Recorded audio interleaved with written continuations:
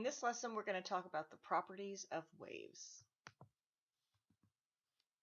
So waves, we're going to use the wave model to describe waves. And the wave model is built around the idea of traveling waves. Waves travel through space or through different mediums. And a traveling wave is an organized disturbance, and it travels with a well-defined wave speed. We have two types of waves we're going to look at. First is a mechanical wave. That's a wave that travels through a medium. That means it has to have matter to travel through, either air or water or even a solid object. So a water wave is mechanical. A sound wave is our best example of a mechanical wave because a sound wave has to have air to travel or water or other material. If we had outer space, we wouldn't be able to have sound traveling. So sound wave is a mechanical wave. A spring, a slinky, these are all examples of mechanical waves. And one of the big ideas is that wave transfers energy. So when we use a wave, energy is going to travel, but materials don't travel. So if you think of a slinky, when you start sending a wave down a slinky, the whole slinky doesn't travel to the end. It just sends energy along the slinky. You continue holding it at one end. We also have electromagnetic waves.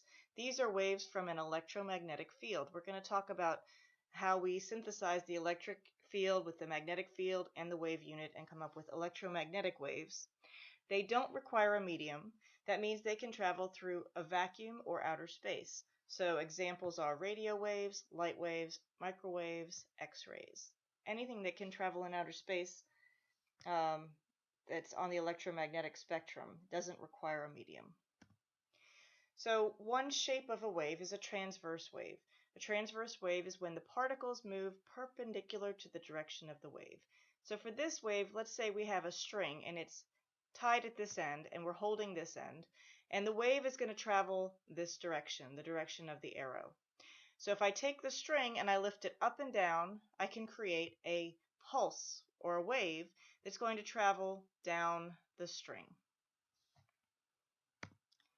We can also have a longitudinal wave. A longitudinal wave is not the same as transverse. The particles move parallel to the direction of the wave.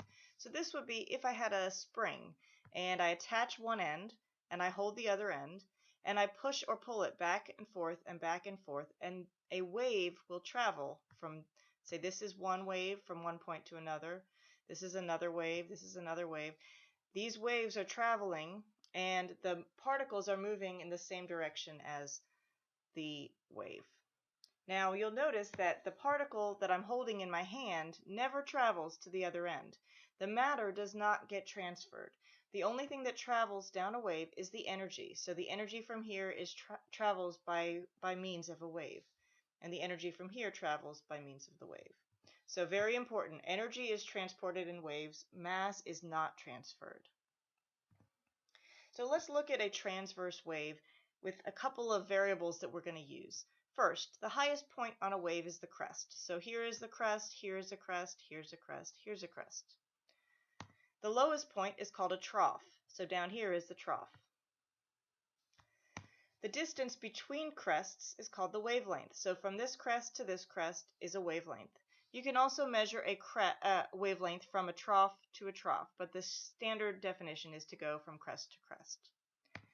And amplitude is basically the height of the wave from the 0 point. So from 0 to its crest, that is your amplitude. You could also measure it from 0 to the trough, but it's the magnitude. So it doesn't have a negative sign. It's just the distance from here to here. Examples of transverse waves are light, radio waves, and X-rays. Any electromagnetic waves are transverse waves. Longitudinal waves, remember we said that the particles travel parallel to the direction of the wave. You can think about a speaker, and a speaker actually vibrates left and right and left and right. When it vibrates left, it creates a less pressurized area of the waves, where the waves where the air is more spread apart. That's called a rarefaction. There's less pressure there. Then when the speaker moves forward, it's going to create a more pressurized area, and that high pressure area is called a compression. So a compression on a graph of a longitudinal wave is actually measured in terms of pressure versus distance. The most pressurized area, the compression, is going to be the crest of the wave, and the least pressurized area is going to be called the rarefaction, or the trough of the wave. Longitudinal waves, our best example of a longitudinal wave is the sound wave. Sound waves need particles to compress to send the energy. Water waves underneath the surface are also longitudinal waves. So some more properties of waves, and this has to do with the motion of the waves. We have frequency, abbreviated by the letter F. This is the number of waves that pass a point per second, and it's measured in hertz. So if we talked about this point right here, the number of waves that pass it if I time 1 second will give me the frequency. We also, the units for frequency are hertz, which is the same as 1 per second. So if I have 55 waves per second, then my frequency is 55 hertz. 55 cycles per second is another way it's written. We also use a variable capital T for period, and don't use a lowercase t because that's going to be our unit for time. But period is the time between crests. So if I have a point right here, I start my stopwatch and I time how long it takes for the next crest to arrive, that will give me the period. So say it takes 2 seconds, the period will be 2 seconds. We could also write it as 2 seconds per cycle.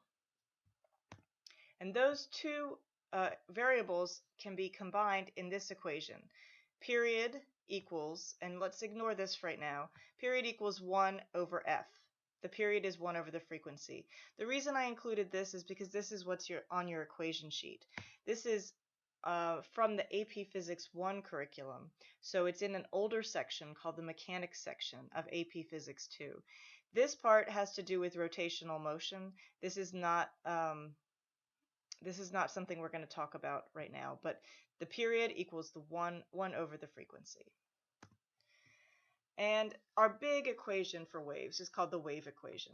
This is a fundamental idea for defining the motion of a waves. And on your AP Physics 2 equation sheet, this is going to be in the waves and optics section, which is the unit that we're covering right now.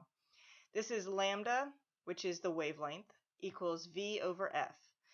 So the wavelength equals the velocity of the wave divided by the frequency of the wave. So let's do a simple problem. For this sinusoidal wave, which is transverse, what is the wavelength?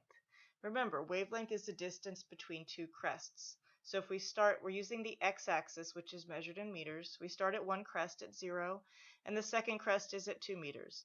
So our wavelength is 2 meters. Now that we have the wavelength, we can find the frequency. The wavelength is here, and velocity is given to us as 200 meters per second. So we rearrange this equation to solve for frequency, plug in our velocity and our wavelength, and we get 100 hertz. Your units, if you have meters per second times meters, you would end up, or meters per second divided by meters, you'll end up with 1 over seconds. And a 1 over second is a unit of a hertz. All right, let's talk about electromagnetic waves in a little more detail. Now, electromagnetic waves, we said, are transverse waves. They are a combination of electric and magnetic fields. In this example, the red is the electric field. Electric field travels as a wave. And you can imagine it's along the y-axis. Now, it's not necessarily, but this is for our example. What's important is the relationship between the electric field and the magnetic field. The electric field is on the y-axis, the magnetic field is along the z-axis.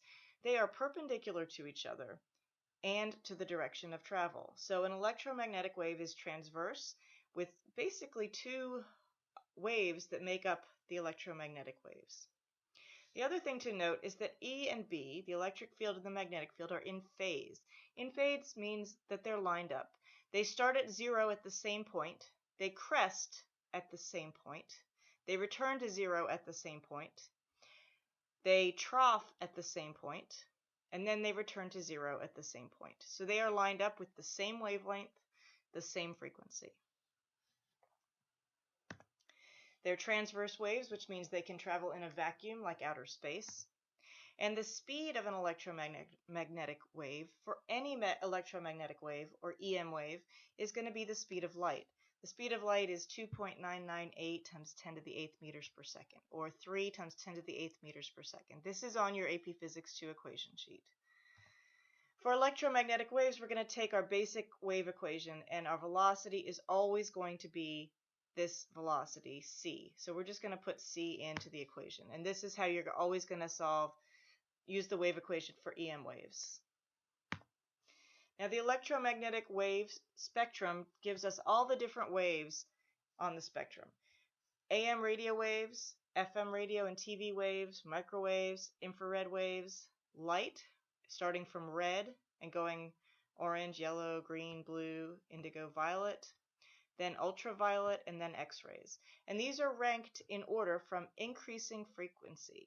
So we start with the lowest frequency waves, the waves that come the least number of waves per second, that'll be AM waves. And the waves that have the most number of waves that pass per second is going to be X-rays. They have a very high frequency. We can also look at the wavelength. Because they all travel at the speed of light, if you have the greatest frequency, you must have the lowest wavelength. So X-rays have a very small wavelength, and as your wavelength increases, you get to AM radio waves. So microwaves have a higher wavelength than ultraviolet waves. All right. The other thing to note is infrared is going to have a lower frequency than red light, and ultraviolet has a higher frequency than violet light. So the last thing we're going to talk about is polarizing electromagnetic waves. Polarization basically will allow you to see only one component of an electromagnetic wave. So if we take our electromagnetic wave, we can find what's called the plane of polarization. So if we want to get just the electric fields, we can use this plane of polarization to filter out the other parts of the electromagnetic wave. When light passes through a polarization filter, it's going to come out with electric fields in only one direction, because light that comes at you is not always lined up on the y and z axis. It'll have waves coming in all different directions, but we want to filter it. We're going to use a polarization filter. So let's say we have light and the electric fields point in all different directions. Then we send it through a polarizer or a polarization filter, and we get electric fields only in one direction.